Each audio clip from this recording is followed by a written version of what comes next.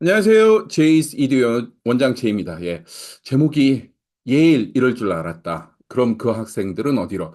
이게 예일에서 11월 18일 날 나온 신문 기사를 가지고 무슨 일인지 한번 알아보도록 하겠습니다.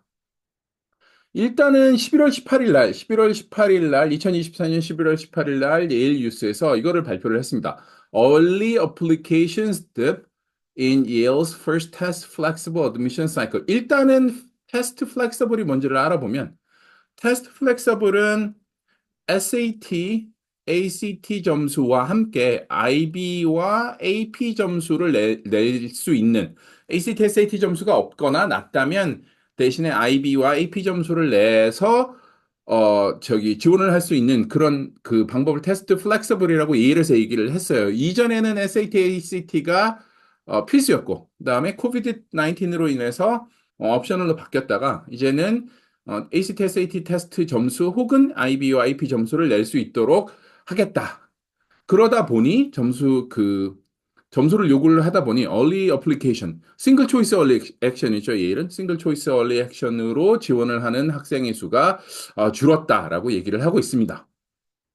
보시면 지금 6,754명, 그 이전에 8,000명 가까이 되던 얼리 그 어플리케이션의 숫자가 6,700, 7,000명대 이하로 줄었다. 한 1,000몇백 명 줄은 것처럼 보이죠. 근데 사실은 이게 줄었다기보다는 코비드로 테스트 옵셔널 이전에는 보통 6,000명이 채 안 되는 학생들이 어플라이를 했었어요. 조기 전형에. 그러다가 8,000명까지 갑자기 2,000명이 넘는 숫자가 늘었다가 지금 1,000, 한 2, 300명 정도가 줄은 거여서 지금 정상을 향해 되돌아가고 있는 중이다라고 보시면 될 것 같아요. 자, 신문 기사는 어떻게 분석을 해놨냐 하면, 예일 뉴스에서는 어떻게 분석을 해놨냐 하면, SAT, ACT, AP, 그리고 IB를, 요구를 했기 때문에, 그 어플리케이션 숫자가 줄어드는 것이다. 하지만 그것은 anticipated, 충분히 우리가 예상했던 결과다. 그렇게 저기 입학처장이 얘기를 하고 있다라고 기사에서는 나오고 있습니다. 그런데 이 밑에를 보시면, 이 기사에서 또 보시면 이게 무슨 얘기냐면, 어플리케이션의 숫자는 중요하지 않다. 어플리케이션 숫자보다는 우리가 얼마나 더 다양하고 예일에서 공부를 더 잘할 수 있는 학생들을 뽑는지가 더 중요하다라고 얘기를 하고 있어요. 근데 보시면 EA 어플리케이션 클래스 오브 2028은 7,856명에서 지금 500명 정도로 줄은 거잖아요. 6,500명 정도로 한 1,300명 가까이 줄은 거예요. 1,300명 가까이 줄은 거고, 지금 전체 어플리케이션, 레귤러 어플리케이션을 보시면, 지금 2만 9천 대에서, 2만 9천 대에서 코비드가 시작되고 테스트 옵셔널이 되면서 갑자기 3만 9천, 4만 9천, 5만까지 올라갔어요. 그러니까 비정상적으로 예의를 어플라이하는 학생들이 너무나 많이 늘어났고 그러다 보니 5%대 억셉턴스 레이트에서 2%대 억셉턴스 레이트로 떨어진 거고 조기 전형의 억셉턴스 레이트도 14%에 가까운 억셉턴스 레이트에서 9%에 가까운 조기 전형 억셉턴스 레이트로 떨어진 거다. 그래서 숫자가 적어지는 게 걱정이 아니고 테스트 옵셔널이었다가 테스트 리인스테이트가 된 이후에 정상으로 돌아가고 있는 수순이다라고 보시면 될 것 같아요. 단 문제는 이게 이제 하버드거든요. 하버드의 클래스 오브 2020 작년까지의 결과인데 보시다시피 어플리케이션 숫자가 테스트 옵셔널이 되고 나서 하버드도 약 2만 명 정도의 어플리케이션 수가 증가를 했어요. 그러니까 일반적으로 그 이전에는 ACT가 34점 진짜로 그 마지노선이었고요. SAT도 제가 항상 얘기를 하지만 1,500점 적어도 1,530점은 넘어야, 1,530점은 넘어야 우리가 탑 10 대학 혹은 최상위권 탑 4, 탑 6에 어플라이를 할 수 있다라고 얘기를 했었고, 이 점수가 1차적으로 어플리컨트들을 줄여주는 퍼스트 필터 역할을 하다가 이게 테스트 옵셔널로 되고 나서 2만 명이 넘는 학생들이 나는 GPA가 좋고 엑스트라 커리큘러가 좋은데 ACT, SAT 성적이 안 나오니 나는 테스트 옵셔널로 지원을 할 거야. 그러다가 지금 최상위권 대학의 어플리케이션 수가 대폭 늘었죠. 그러다 보니 지금 최근 몇 년간 억셉턴스 레이트가 굉장히 많이 낮아졌잖아요. 자, 이게 무슨 문제가 생기게 되냐면, 지금 이제 클래스 오브 2029, 지금 현재 12학년 학생들, 지금 현재 12학년, 올해 대학을 어플라이한 12학년 학생들은 MIT, 하버드, 예일, 칼텍만 테스트 리인스테이트였어요. 그러니까 여기를 지원하고 싶어 했는데 ACT, SAT 점수가 원하는 만큼 안 나온 친구들 혹은 어떤 이유로든 시험을 안 본 친구들은 테스트 옵셔널인 학교들로 몰리겠죠. 테스트 옵셔널인 학교들로 몰릴 거예요. 주로 이제 내리지 않고 올리잖아요. 조기 전형은. 그래서 테스트 옵셔널, 올해까지 테스트 옵셔널로 남아있는 학교들의 어플리케이션 수가 굉장히 많이 늘어날 것으로 대부분 다 예상을 하고 있었고요. 그러다 보니 올해도 테스트 옵션을 남아있는 학교에서는 억셉턴스 레이트가 굉장히 많이 내려갈 걸로 저희도 예상을 하고 있고요. 그리고 내년에는 스탠포드하고 존스 홉킨스도 지금 테스트를 린스테이트 하기로 했고요. 그 다음에 코넬도 그렇고 브라운은 올해부터 다트머스도 올해부터 테스트 점수를 요구를 하고 있잖아요. 그렇기 때문에 테스트 옵셔널인 학교들 아직도 테스트 옵셔널인 학교들로 많이 지원 학생들이 오버플로우 될 거예요.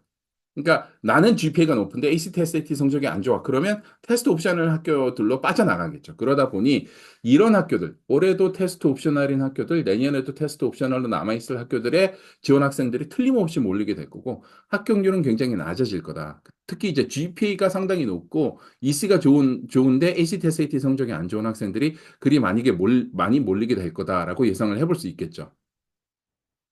자, 이런 일들이 왜 일어나냐 하면, 뉴욕 타임스에서 올해 2024년도 1월 7일 뉴스인데, 어, SAT, ACT가 연구를 해보니, 테스트 옵셔널로 들어온 학생들보다 테스트 성적을 내고 들어온 학생들의 GPA가 월등히 높다. UT 어스틴에서도 올해부터 그 테스트를 리인스테이트 하면서 한 얘기가 0.8점의 GPA 차이가 난다. 대학 GPA죠. 0.8의 대학 GPA. 4.0 만점에 0.8이면 almost one letter grade잖아요. A가 B가 되고 B가 C가 되는 0.8 정도 GPA가 차이가 나기 때문에 우리는 이제 더 이상 테스트 옵션을 할 수 없다. 이것 때문에 상당히 많은 학교들이 테스트를 린스테이트 하는 것으로 돌아섰죠.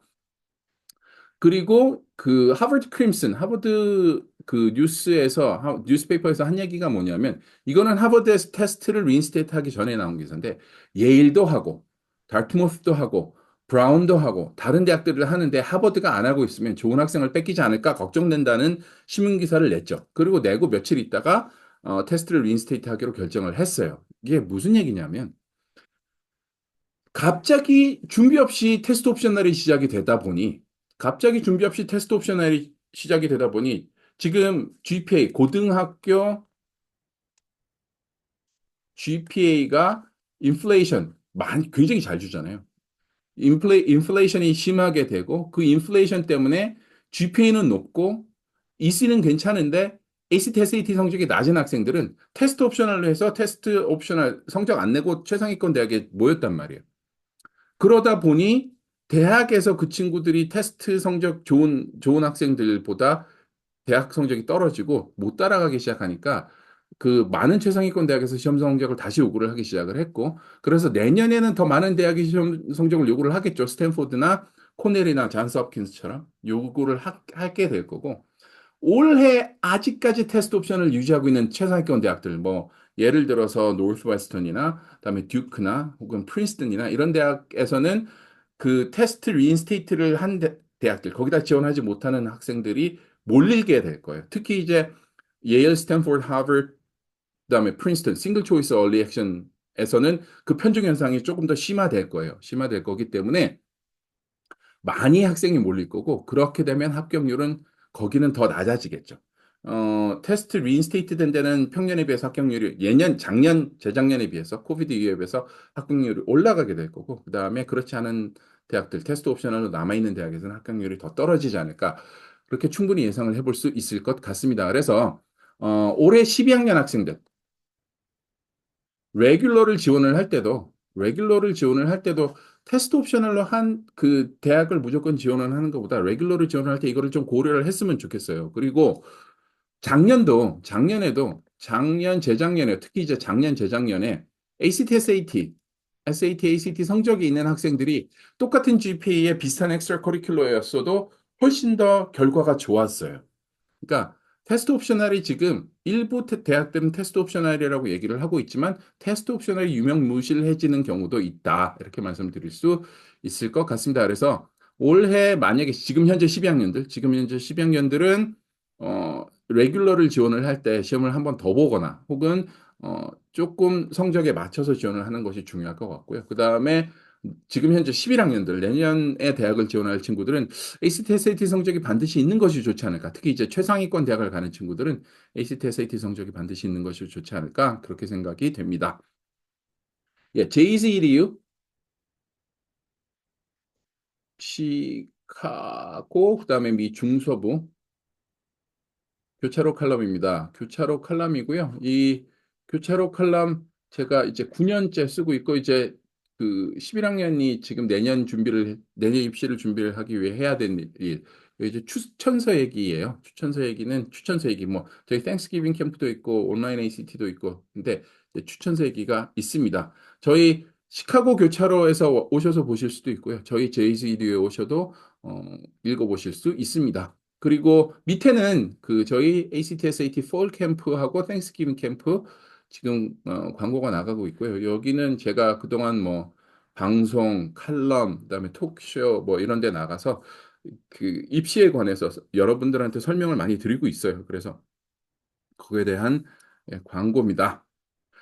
jcdu.com에 오시면 첫 번째 페이지 맨 밑에 부분에 유튜브 보시고 혹시 궁금하신 점 있으시면 저희한테 질문 보내주실 수 있는欄이 있어요. 거기 질문 보내주시면 저희가 최선을 다해서 안내해 드리도록 하겠습니다. 이번 영상 여기서 마치겠습니다. 감사합니다.